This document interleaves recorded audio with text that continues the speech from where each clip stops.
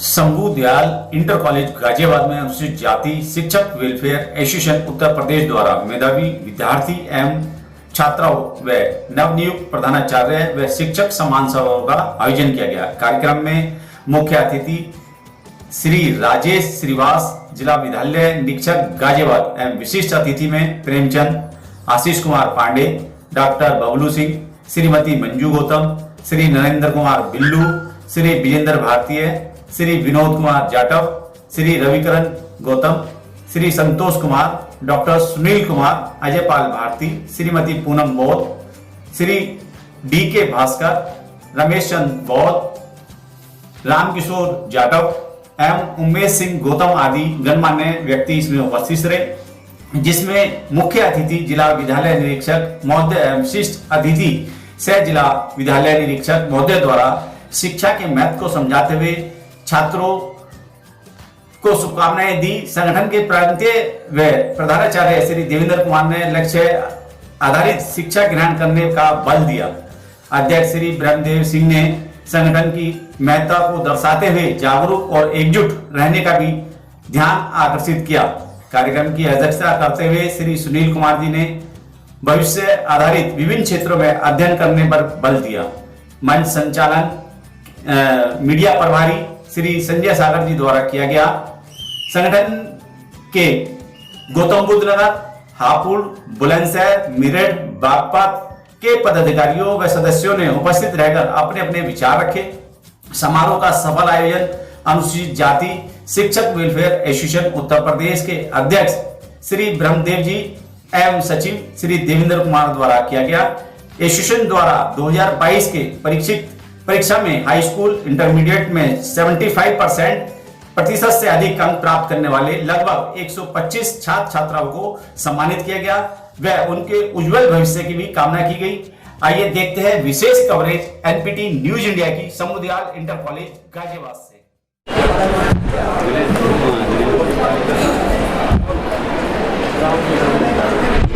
Thank you. अनुसूचित जाति शिक्षक वेलफेयर एसोसिएशन के समस्त पदाधिकारी को मेरा नमो बुद्धाय जय भीम। और यहाँ पर उपस्थित सभी स्टूडेंट, सभी उनके पेरेंट्स, आप सभी का हार्दिक अभिनंदन करती हूँ। और जैसे कि सर ने यहाँ पर जो मोटिवेशनल प्रोग्राम रखा है और इस तरीके के प्रोग्राम ये होते भी रहने चाहिए, ब्रह्मदेव सर जी का बहुत बहुत आभार व्यक्त करती हूँ कि उन्होंने मुझे यहाँ पर आमंत्रित किया और 2 शब्द मुझे बोलने का मौका दिया।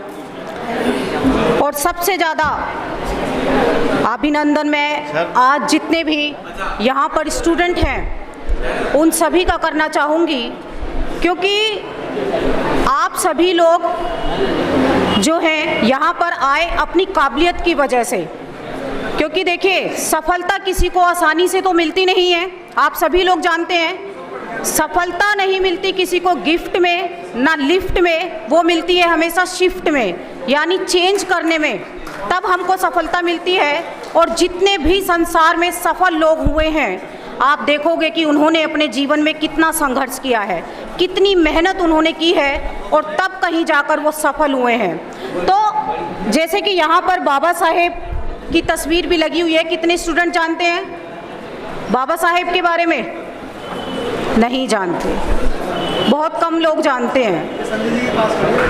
बाबा साहब डॉक्टर अंबेडकर ने आर्टिकल 45 और 46 में हमको एजुकेशन का राइट दिया, स्पेशली जो SC ST OBC के जो बच्चे हैं। क्योंकि आज अगर हम लोग एजुकेशन ले पा रहे हैं तो वो सिर्फ और सिर्फ बाबा साहेब की बदौलत है ना।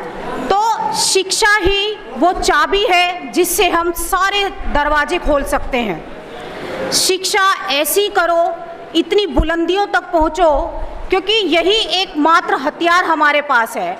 और जो व्यक्ति शिक्षा से रहित होता है, आप लोग जानते हो कि उसको क्या क्या नाम से पुकारा जाता है, अनपढ़ आदमी को क्या क्या कहा जाता है, आप सभी लोग जानते हो। यहाँ पर स्टूडेंट हैं और सभी स्टूडेंट से मैं यही कहना चाहूँगी कि इंसान का जो समय है वो बहुत कीमती समय है और बीता हुआ समय कभी भी वापस नहीं आता। और जो स्टूडेंट अपने समय को बर्बाद करता है, समय उसके भविष्य को नष्ट कर देता है। एक छोटी सी कहानी आपको बताना चाहती हूँ कि एक आलसी निकम्मा व्यक्ति था और फुटबॉल का उसे बड़ा शौक था। आलसी होने के कारण पूरा दिन सोता रहता था और सपने में देखता था कि मैं फुटबॉल का मैच जीत गया। ऐसे ही एक दिन सो रहा था और सपने में उसे आया कि मैं मैच जीत गया। एक लात मारी तो बच्चा नीचे गिर गया, दूसरी लात मारी तो पत्नी नीचे गिर गई। पत्नी बड़ी परेशान, पत्नी उसे डॉक्टर के पास लेकर गई और कहने लगी, डॉक्टर साहब मेरे पति पागल हो गए और सपने में कहते हैं मैं मैच जीत गया। डॉक्टर उसका चेकअप करता है और कहता है कि बहुत गंभीर बीमारी है। डॉक्टर अपने कंपाउंडर को बुलाता है और कहता है कि एक गिलास पानी लेकर आओ। वो पानी लेकर आता है और कहता है डॉक्टर कि ये लो, दवाई जल्दी से खा लो। वो कहता है डॉक्टर साहब मैं आज से दवाई नहीं खाऊंगा, मैं दवाई कल से खाऊंगा। डॉक्टर कहता है कि क्यों, कल से क्यों खाओगे, आज से ही तुम्हें दवाई खानी है। वो कहता है कि नहीं डॉक्टर साहब मैं कल से ही खाऊंगा। तो डॉक्टर उससे पूछते हैं कि कल से क्यों खाओगे। तो वो कहता है डॉक्टर साहब आज रात सपने में मेरा फाइनल मैच है। तो क्या ऐसे आलसी लोग सक्सेसफुल हो सकते हैं? जो समय को बर्बाद करता है, समय उसके भविष्य को नष्ट कर देता है, क्योंकि समय बहुत कीमती है। और कामयाब लोग अपने इरादों से दुनिया को बदल देते हैं, लेकिन नाकामयाब लोग दुनिया के डर से अपने इरादे बदल लेते हैं। ऐसी ही एक छोटी सी कहानी है, दक्षिण अफ्रीका की ये कहानी है कि काले गोरे का आप सभी लोगों को पता है कि कुछ लोग वहाँ पर अपार्टमेंट बना रहे थे और वहीं पर एक काले का परिवार भी रहता था। एक दिन वहाँ पर एक गैस के गुब्बारे वाला आया, तो अंग्रेज़ों के बच्चे वहाँ पर आए और उन्होंने रंग बिरंगे गुब्बारे खरीदे और उसमें एक काला गुब्बारा भी था, लेकिन वो काला गुब्बारा किसी ने नहीं खरीदा। जब बच्चे गुब्बारे लेकर चले गए, आकाश में उन्होंने छोड़ा और बड़े खुश हुए, तालियां बजाने लगे। तब उस काले का बच्चा गुब्बारे वाले के पास आता है और कहता है कि अंकल क्या ये काला गुब्बारा भी उड़ सकता है?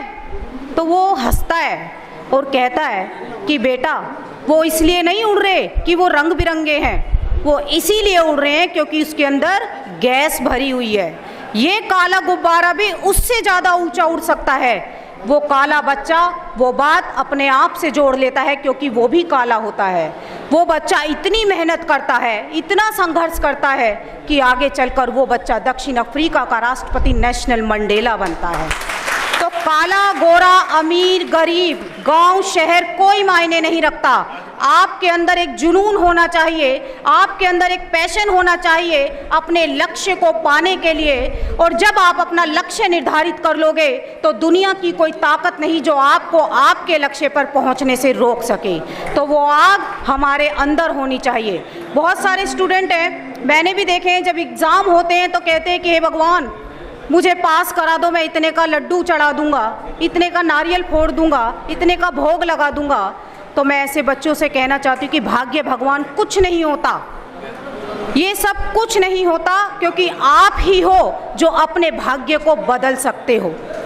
और दुनिया की कोई ऐसा व्यक्ति नहीं है जो आपको आगे बढ़ा सके। आप अगर आगे बढ़ोगे, आप अगर अपनी बुलंदियों पर पहुंचोगे तो सिर्फ आप अपनी मेहनत से पहुंच सकते हो। दूसरा कोई नहीं चाहेगा कि आप आगे बढ़ो। और बहुत सारे बच्चे साधु संत बाबाओं के पास भी जाते हैं, क्योंकि मैंने भी देखे हैं बहुत सारे, और अपने हाथों की लकीरें दिखाते हैं। और वो क्या कहता है कि भैया तेरी तो किस्मत में नौकरी नहीं है, तेरे तो हाथों की लकीर ये कह रही है, वो कह रही है, मतलब उनके अंदर डर बैठा देते हैं। तो ऐसे लोगों से मैं कहना चाहती हूँ कि कामयाब वो लोग भी हो जाते हैं जिनके हाथ नहीं होते। तो हमको मेहनत करनी है और मेहनत भी ऐसी करनी है कि बुलंदियों तक पहुँच सके। बाबा साहब डॉक्टर अम्बेडकर का नाम आप लोग जानते हो। पूरी दुनिया में 6 नंबर पर और भारत में पहले नंबर के विद्वान रहे डॉक्टर अम्बेडकर। बाबा साहेब ने कभी भी अपना समय वेस्ट नहीं किया। हर वक्त उठते बैठते, खाते पीते, चलते फिरते, हर वक्त वो पढ़ते रहते थे। यहाँ तक कि ऑफिस से और जब घर तक भी वो जाते थे तब भी वो उनके हाथों में किताबें दिखाई देती थी। गोलमेज सम्मेलन में गए तो इतने ग्रंथ उन्होंने खरीदे कि वो किताबें 32 संदूकों में उन्होंने भारत में भेजी। इतने पुस्तकों के प्रेमी थे। लोग तो रहने के लिए घर बनाते हैं, लेकिन बाबा साहेब ने अपना जो घर बनाया था वो पुस्तकों के लिए बनाया था। 22 कमरों के मकान में 20 कमरों में बाबा साहेब की पुस्तकें रहती थी। 4 अगस्त, मैं डेट भी आपको बता रही हूँ, 4 अगस्त 1923 को बाबा साहेब जर्मन की बॉन यूनिवर्सिटी से संस्कृत पढ़कर आते हैं और आते ही पत्रकार उनको घेर लेते हैं और कहते हैं कि डॉक्टर अंबेडकर, आप आते तो बाद में हो, पहले आपका जाने का शेड्यूल हो जाता है, आखिर आप कब तक पढ़ते रहना चाहते हो? तो बाबा साहेब ने एक बात कही कि लिख लो, मैं आजीवन स्टूडेंट बना रहूँगा। और ये बात उन्होंने ऐसी नहीं कही, ये उन्होंने साबित भी करके दिखाया कि इस दुनिया से जाने से पहले यानी 5 दिसंबर 1956 की रात तक भी वो पढ़ते रहे। तो ये बाबा साहेब की महानता थी। और जितनी भी एजुकेशन बाबा साहेब ने हासिल की वो सिर्फ और सिर्फ समाज के कल्याण के लिए की। क्योंकि आज हम लोग क्या कर रहे हैं, आज हम शिक्षा तो ले रहे हैं लेकिन शिक्षित नहीं हो पा रहे। और शिक्षित कौन होता है? शिक्षित वही व्यक्ति होता है जो सही को सही कहे और गलत को गलत कहे।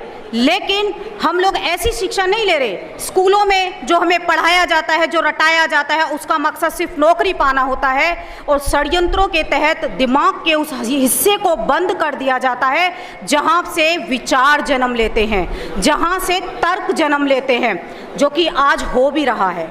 अगर मैं कहूँ कि देखिए, बाबा साहेब ने इतनी सारी डिग्रियां ली, सिंबल ऑफ नॉलेज उन्हें कहा जाता है, ग्रेटेस्ट इंडियन उन्हें कहा जाता है, और भी बोधिसत्व उन्हें कहा जाता है, इतने नामों से उनको पुकारा जाता है। लेकिन आज अगर पूछूं बच्चों से तो उन्हें पता नहीं, क्योंकि बाबा साहेब डॉक्टर अंबेडकर को स्कूलों में नहीं पढ़ाया जाता, मुझे नहीं लगता पढ़ाया जाता होगा। और जिस दिन बाबा साहेब को बच्चों ने पढ़ लिया, आप देखिए कि उनके अंदर एक इतना जुनून पैदा हो जाएगा, इतना जोश पैदा हो जाएगा। साथ के साथ एजुकेशन के साथ साथ अगर अपने महापुरुषों की भी शिक्षा हम अपने बच्चों को देंगे तो देखिए कभी भी वो गलत रास्ते पर नहीं चलेंगे। यहाँ पर पेरेंट्स भी बहुत सारे बैठे हुए हैं, तो मैं उन पेरेंट्स से भी यही कहना चाहती हूँ कि हम अपने बच्चों को अच्छी एजुकेशन तो दे रहे हैं, लेकिन एजुकेशन के साथ साथ अपने बच्चों को अच्छे संस्कार भी दीजिए। और संस्कार बच्चे घर से सीखते हैं, क्योंकि शिक्षा देना काफ़ी नहीं है, उसके साथ साथ संस्कार बहुत ज़रूरी है। और संस्कार के साथ साथ अपने बच्चों की संगति भी हमको देखनी चाहिए कि हमारे बच्चे किस दिशा में जा रहे हैं, हमारे बच्चे किन लोगों के साथ उठ रहे हैं, बैठ रहे हैं। क्योंकि अगर किसी को ये पता करना हो कि हमारे बच्चे कैसे हैं, तो आप उनके फ्रेंड को देखिए, आप उनके दोस्तों को देखिए, जैसे उनके दोस्त होंगे वैसा ही आपका बच्चा भी होगा।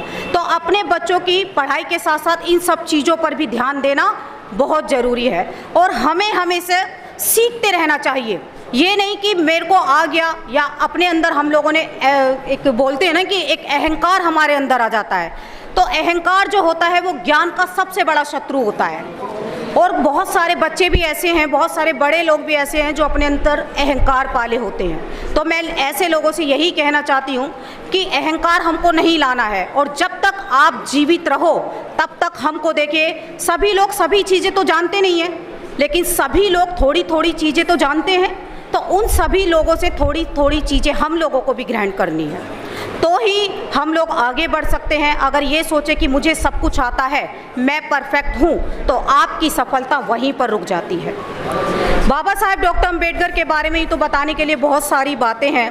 और एक अकेले डॉक्टर अंबेडकर और इंग्लैंड के 500 ग्रेजुएट एक तरफ, बाबा साहेब इंग्लैंड के 500 ग्रेजुएट के बराबर थे अकेले। इतना ज्ञान बाबा साहेब के अंदर था। और अमेरिका की कोलंबिया यूनिवर्सिटी में बाबा साहेब का एक स्टैचू लगा है। जानते हो आप लोग? कितने लोग जानते हैं? सारे नहीं जानते। और उस स्टैचू के नीचे क्या लिखा हुआ है, क्या कोई बता सकता है स्टूडेंट? सिंबल ऑफ नॉलेज, यानी ज्ञान का प्रतीक। तो ऐसे हमारे महापुरुष हैं और इनसे हम लोगों को प्रेरणा लेनी है और आगे बढ़ना है। स्पेशली मैं स्टूडेंट के लिए कहूँगी कि समय को आप बर्बाद मत कीजिए, क्योंकि बीता हुआ समय कभी भी वापस नहीं आता है। इन्हीं शब्दों के साथ मैं अपनी वाणी को विराम देती हूँ। आप सभी को मेरा जय।